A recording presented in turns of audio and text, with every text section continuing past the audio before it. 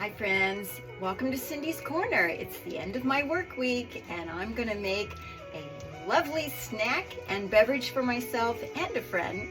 And we are gonna feature some fall items. So we're starting into the fall season, so we're gonna have pear and Brie Quesadillas, which I've already made here. And we're gonna have a pear cinnamon sangria. So I need to start with a little prep for the cocktail first, because what we're going to do is we're going to take our glasses and we're going to rim the glasses with cinnamon sugar, and I want that to set up before I start doing anything. So what we're doing is I have part of the sangria is you make a cinnamon pear simple syrup. And that is a combination. Simple syrup is basically equal parts of water and sugar. But here what we did is we added a cinnamon stick, we added some chopped up pear, and a little bit of vanilla extract. So I will have the recipe in the description box. And let me just show you how we're going to do this. So you take a little brush. Can I ask a question? Sure. Cindy, when you make the simple syrup, is that something that you cook on top of the stove and you boil it? Yes. When you heat the water, you put the water and sugar in a pan and you wait till it comes to a boil, and then you turn the heat down, okay? And basically you're trying to get the sugar to dissolve.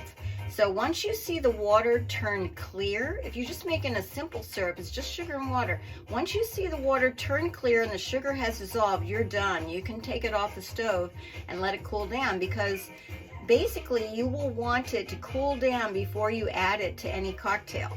So this is a way that people for decades have sweetened a drink without having to try to get the sugar to dissolve. So that's what simple syrup, the purpose of a simple syrup is. Okay, so I'm basically I'm holding this upside down so the syrup doesn't run into the glass, because I just want to have it on the rim.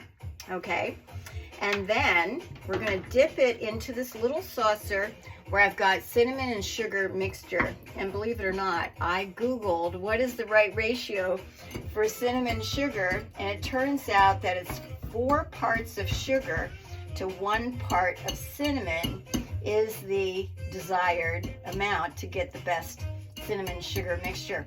So when you're doing this, you can dip it, but that may not be enough. So what I usually do is I will turn the glass on its side and push this sugar into the syrup. Now you can see how we've got a nicely rimmed glass.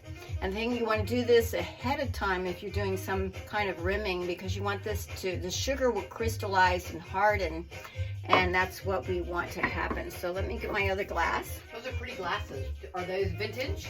These are, I got these at an antique store. I'm guessing that they're from the 60s. It's so cute. They're painted. They're 6-ounce glasses, so it's kind of a great all-purpose cocktail glass. You could serve anything in these.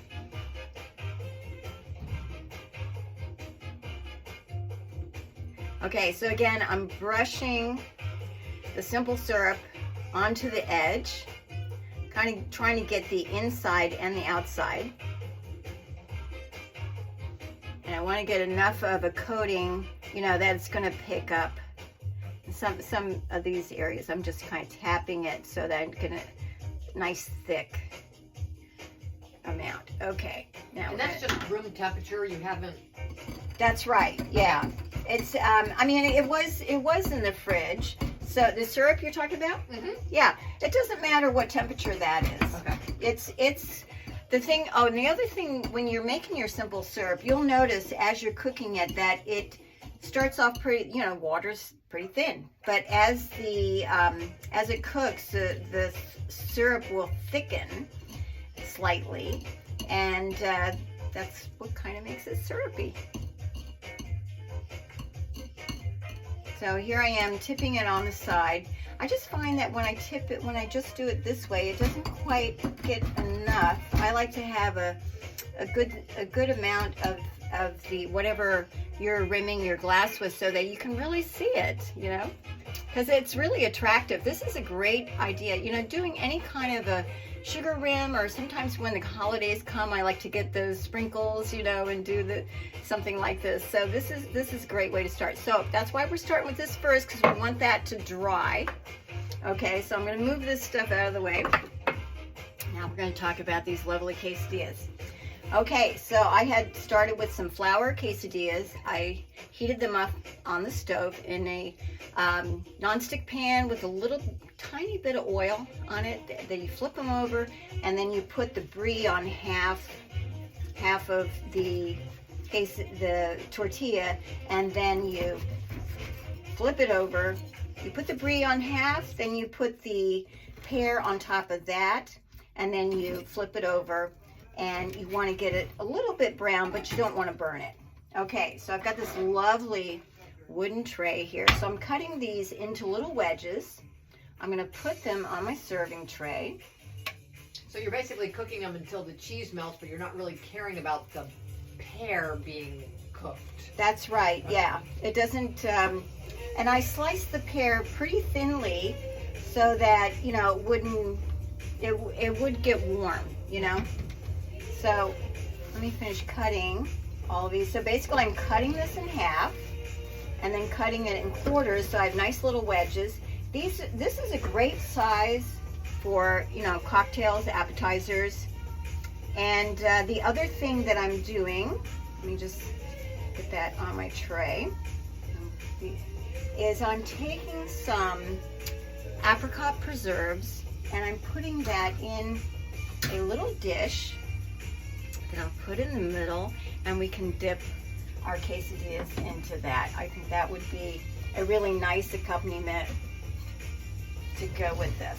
Okay, so again, cut it in half, cut it in quarters.